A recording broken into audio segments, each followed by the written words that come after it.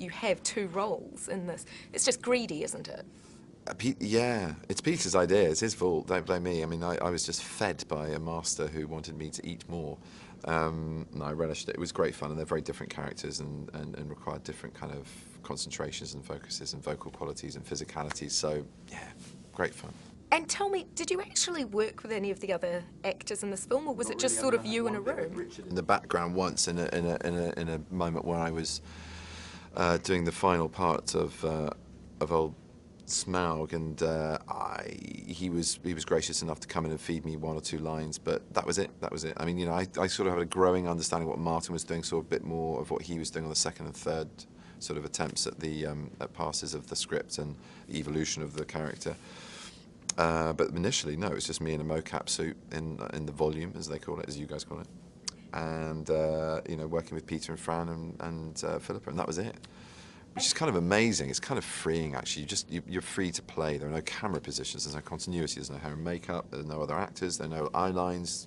You can kind of just muck around, and you're on your own time. And Is it a bit like going back to drama school and sort of going back to being a kid in a bedroom and just mucking around and using your imagination, and sort of, you know, conveniently enough as a segue, you know, my dad read this to me as a kid, so it was letting go of any kind of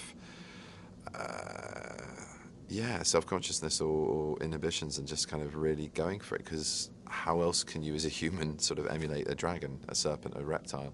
It's kind of physically impossible, other than just trying to imagine certain bits, certain movements, certain temperaments, and that are slightly human but also animal. And yeah, it was great fun, really great fun. It was a bit like going back to drama school. I went to the zoo, I went to the reptile house, and it sort of took me back to, you know, my animal study days as a, you know, an ardent young actor.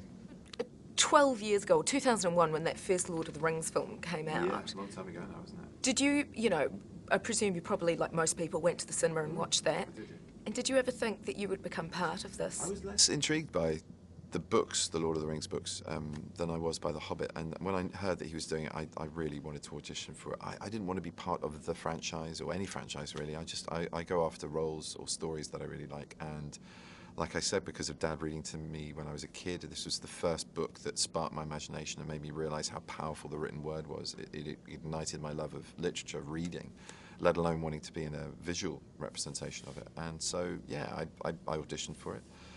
And yeah, I got the role by taping and then meeting with Peter, Philippa and Fran.